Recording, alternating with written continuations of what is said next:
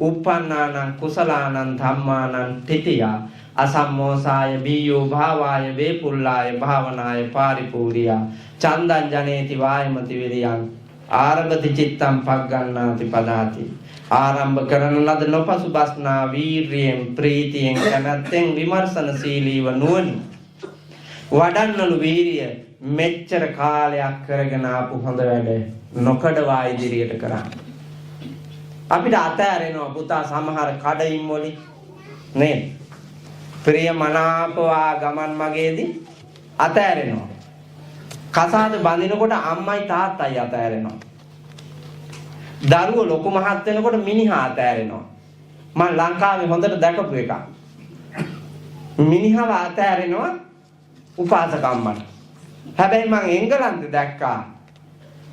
ඊයේ දැක්කා වයසක අප්පච්චි කෙනෙක් වයෝවෘද අම්මව තියාගෙන රෝද පුටුවේ තල්ලු කරගෙන යනවා පාර දිගේ. මං හිතනවා අවුරුදු 70 පැනලා ඒ දෙන්නට. ඒ සෙනෙහ බර බව මැරෙනකම් අපේ දොස්තර මහත්තයාත් මම දැක්කා මෙහෙට දානේ ගෙනාවා. නෝනා රෝගාතුර වෙන්නේ නෝනාව රෝද පුටුවේ තියාගෙන.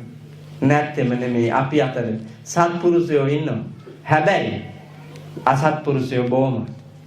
ඒ අසත්පුරුෂ ගති දුරලලා සත්පුරුෂ ගමනක් යන්න පුතා. කසාද බැඳනන් මැරෙනකම්ම ඒ ජීවිතේ පවත්වාගෙන යන්න ආඹුවයි සම්මියා.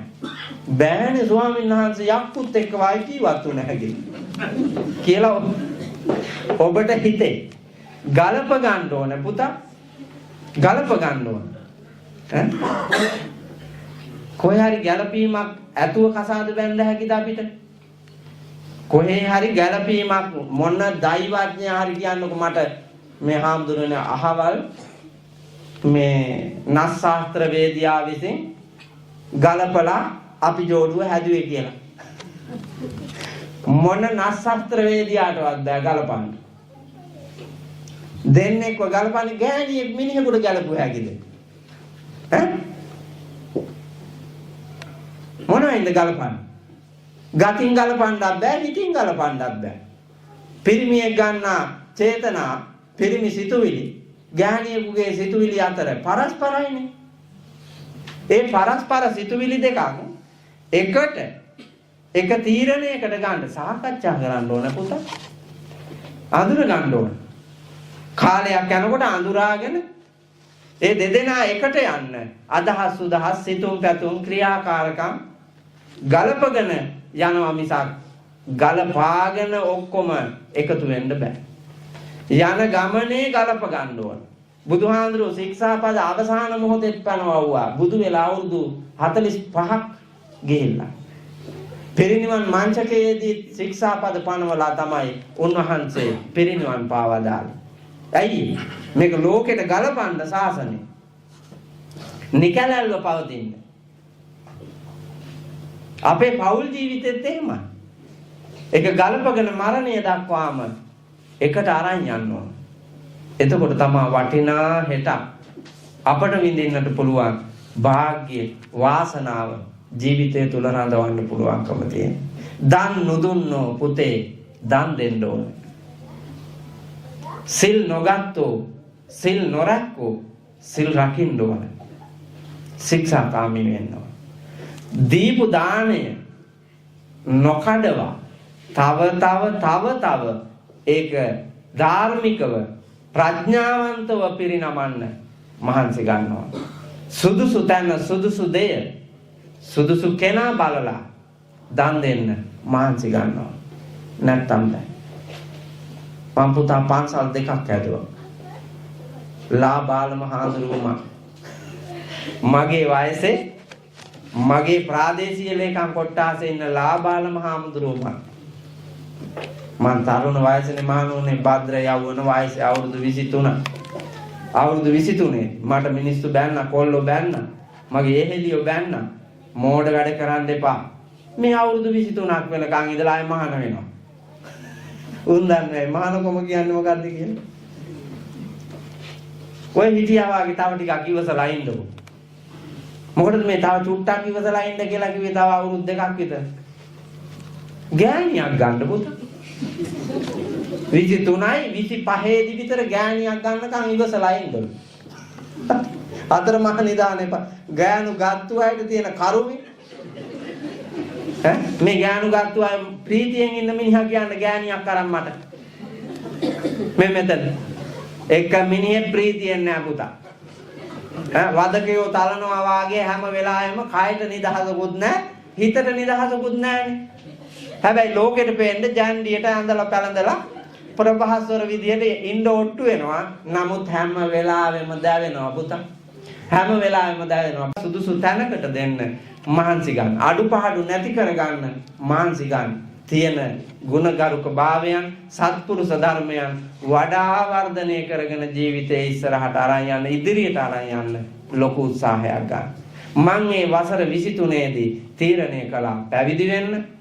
මගේ පැවිද්ද මං 23 ලබාගෙන 25 දී උපසම්පදාවට පත් වෙලා මෙතෙක් ආජීවන ගමන් මගේ පැවිද්ද තව අඳුරගත්තා මම.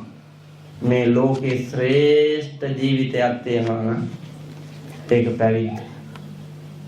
ඒක පැවිදි ජීවිතය. මීට එහා එකක් නෑ පුතේ ලෝකේ ඕන තරම් ඇවිදින්න. ඇවිදලා බලන්න. නිදහස, සතුට, සැනසීම, ප්‍රීතිය, සැපත පිරුණු සසර සුවපත් කරන, මෙලව සුවපත් කරන යම් ජීවිතයක් තියෙයි නම් ඒ ලෞතර තථාගත අමාමෑණී බුදුරජාණන් වහන්සේගේ බුද්ධ ශ්‍රාවක පුත්‍ර භික්ෂූත්වය පමණයි. ඒකේ වටිනාකම මම දැක්කා. දැකලා මම පන්සල් දෙකක් හැදුවා. ඒ හදාපු පන්සල් දෙකේ භික්ෂුන් වහන්සේලා 59කට වැඩ ඉන්න පහසුකම් තියලා මම හදලා තියෙනවා. ඒ වගේම මම භවභෝග වවලා තියෙනවා වතු දෙක තුනක. භවභෝග වවලා තියෙනවා. අක්කර 10ක් විතර. හෙට දවසේ කාට හරි කාලා සතුටු වෙන්න පුළුවන් වෙන විදියට. මිනිසුන්ගේ පවුල් ගණනාවකට සතුටින් ජීවත් වෙන්න මඟ හදලා තියෙනවා. විහාර අංගෝපාංගයන් ඔක්කොම නිර්මාණය කළ අවසාන අංගය මේ දවස්වල හදමින් තියෙනවා. මම 31 යන්න ඉඳලා ආපහු 28ට දිනේ මාරු කරගත්තා. ලොකු මුදලක් ආපහු නිහංගට දඩයක් වැදුනා වාගේ ආපහු ලොකු මුදලක් ගෙවන්න වුණා. නමුත් මම කිව්වා උඹේ මුදල වාගේ නෙමෙයි. මගේ ගමන ඒක ඉතා වටිනා ගමන. මගේ උපන් දිනේ එනවා සැප්තැම්බර් 5. ඒකට හරක් 3 දෙනෙක්වත් අරගෙන අර කොල්ල පැටව කීප දෙනෙක් ඉන්නවා දෙන්න ඕනේ. ඒ වගේම අලුතෙන් හදපු විහාරේ වහලේ ගහන්න තියෙනවා. ලීඩ් කපලා තියෙන්නේ මම ඒකට යන්න ඕනේ. මගේ වවා තියෙන භවභෝග සම්පත් කර්කස වෙලා ඉඩෝරේට අහු වෙලා තියෙන්නේ. මම නැතුව උපක්‍රමශීලීව යමක් කරන්න කොල්ලන්ට තේරෙන්නේ නැහැ. ඒ නිසා ගොඩ වෙලා තියෙන ලිඳක් දෙකක් ගොඩ දාලා ඒවට වතුර ගහලා ඒවා පවත්වාගෙන යන්නට ඕනේ. ගෝල බාලයෝ 10ක් 12ක් විතර ඉන්නවා. ඒ අයට පිරිවෙන් නිවාඩු දීලා තියෙන්නේ. දැන් ආපහු පිරිවෙන් යනකොට ඒ අය ගිහිල්ලා ඇරලවන්න ඕනේ. ඇරලනකොට ගුරු පූජා සහිතව අරන් යන්න ඕනේ. ඒ නිසාවෙන් මං තාත්තා කෙනෙකුට වඩා වටිනා කැපකිරීමක් කරන්න තියෙන කෙනෙක් නිසා මගේ ගමන ඉක්මන් කළ යුතුයි කියලා 28ට දාගෙන මම යන්න ලෑස්ති වෙන්නේ. පින්නතුනි මම මේ ඉන්න ගමන් ඒ පැත්ත කළමනාකරණය කරනවා. දැන් හරකුත් හොයලා තියෙන්නේ. කොල්ල ෆොටෝ එවලා තිබුණා හරක් හොයලා. කියම්බරිච්චේ වුණුත් ඉන්නවා එයාට. මේ අලුත් පරම්පරාවේ අයද තේරුම නැණි පුතා. කිරි තියෙන එකේ දෙන්න එපා. කිරි ගන්න එපා. කිරි වේලිච්ච මොනවද? නාගි ගෑනු කසාද බැඳා වාගේ වැඩක් පුතා. එහෙම එකක් තමයි වෙන්නේ.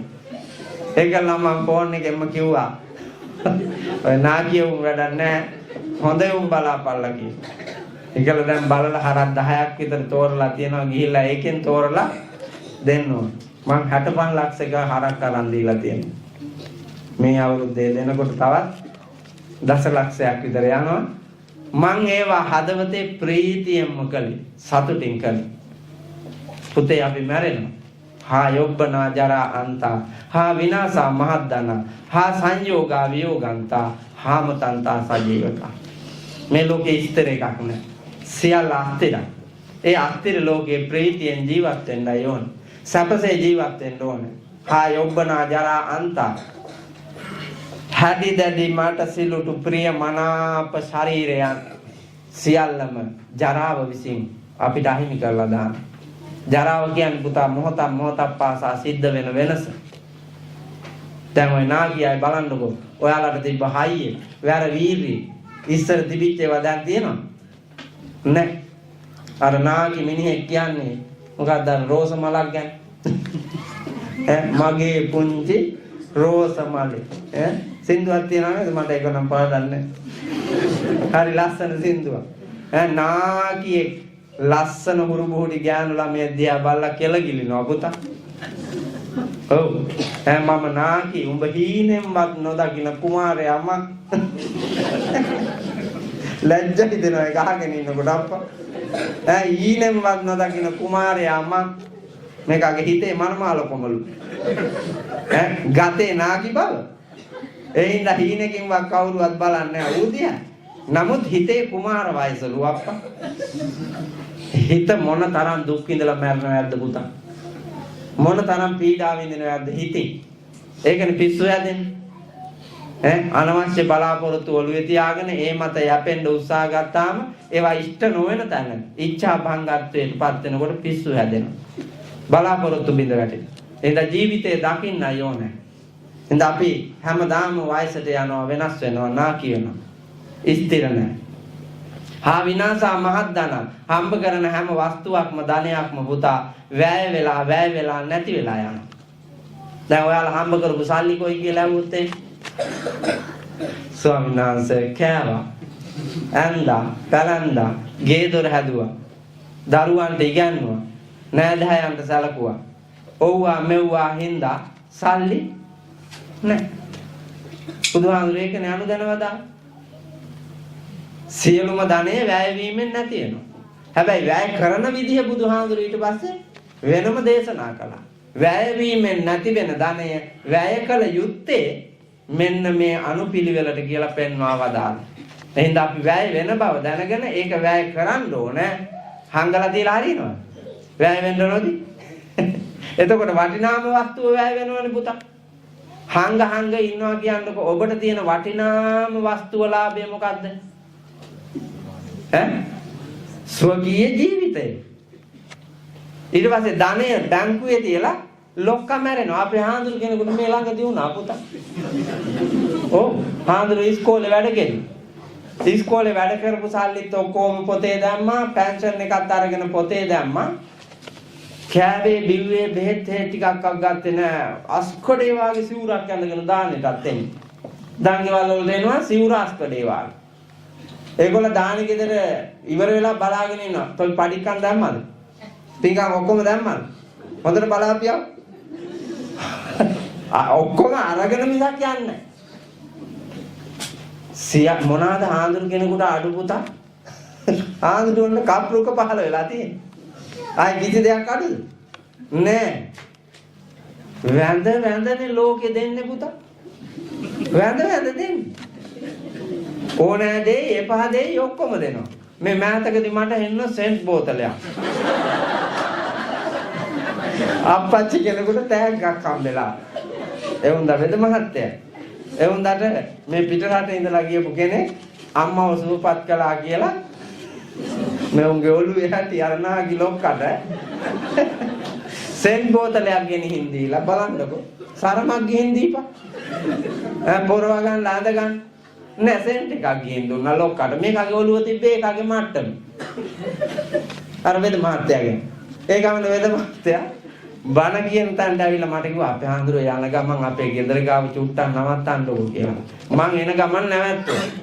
නවත්තලා වීදුරුව පාත් කරුවාම දැන් 6-7 දෙනෙකුත් එක්කන් එනවා බ්‍රවුන් පේපර් උරේකට බෝතලයක් දාගෙන මට පේනවා බෝතලේ මෙහෙම. මගේ ඇඟ ගැහෙන්න ගත්තා. මේක ආත්ම නින්දාවක් වෙන්න යන්නේ කියලා. මම මොනවද අප්පච්චි කියලා අද තියන්න. බඩුවක් වටිනා එකක්. මේ උන්දා අර රට ඉඳලා ගෙනාවු කොල්ලා ඉඳන් මේකට පුදුම ගෞරවයක්.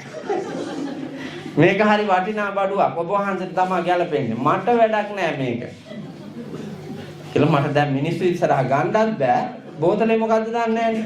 ඒ ගමන ඔක්කොම දැක්කාම අප්පච්චි සතුට වැඩි වෙනවා කියලා මම අරකේ උරෙන් එළියට අරගත්තා. ආරම් බලනකොට සෙන්ට් එක මෙච්චර විතර ඇති උස. මම අප්පච්චි මේක මට අයෝප වහන්සේ හැමදාම කොහේ හරි වඩිනවනේ. ඉතින් යන ගමන් පොඩ්ඩක් ඉහගෙන යන්න සුවඳක් දෙන්න එපයි කිව්වා. උන්දගේ දර්ශනේද? ඒ උන්දගේ දර්ශනේ මම මේ කිව්වේ කැමැති දේ අකමැති දේ කැප දේ අකප දේ සියල්ල ලෝකයා විසින් පුදන්නට තරම් පූජනීය භික්ෂුත් ඒක ලැබෙනවා. ඒකයි ප්‍රාර්ථනා කරන්න ඕනේ. එඳ අවබෝධයයි ඕනේ. එඳ භික්ෂුන් වහන්සේලා භික්ෂු ජීවිතයත් ගිහියත්ෝ ගිහි ජීවිතයත් නිර්මාණශීලීව ඉදිරියට අරගෙන යන්නට ලෝතුරා බුදුරජාණන් වහන්සේ පෙන්වා වදාළ කතමංචාවසෝ සම්මා වායාමෝ ඉදාවසෝ භික්ඛු අනුප්පන්නානම් පාපකානං අකුසලානං ධම්මානං අනුපාදාය uppannānaṁ pāpakānaṁ akusalaanaṁ dhammānaṁ pahānāya anuppannānaṁ kusalānaṁ dhammānaṁ uppādāya uppannānaṁ kusalānaṁ dhammānaṁ titiyā asammosāya bhiyo bhāvāya vepullāya bhavanāya pāripūriyā chandam janeti vāyamati viriyāṁ ārabati cittam paggannāti padahati මෙච්චර කාලයක් නොකරපු පව් නොකරන්න නොකරපු අකුසල් නොකරන්න කරපු පව් අකුසල් යටපත් කරන්න නවත්තන්න නොකර ඉන්න වීරිය කරන්න නොකරපු හොඳ වැඩ ආරම්භ කරන්න කරපු හොඳ වැඩ දිගින් දිගට තවත් නිර්මාණශීලීව නුවණින් විමර්ශනය කරමින් ඉදිරියට කරගෙන යන්න වීරිය කරන්න ඔබට නිවන් එතර අඳුර නෙවෙයි සෑම සියලු දෙනාටම උතුම් තුනුරනේ ශක්තියෙන් ලෞතුරා බුදුරජාණන් වහන්සේ පෙන්වා වදාළ චතුරාර්ය සත්‍ය ධර්මය අවබෝධ කරගන්නට නැනනුවන පසක් වේවා වෙත්වා වෙම්වා කියලා සාදු කියලා ප්‍රාර්ථනා කරා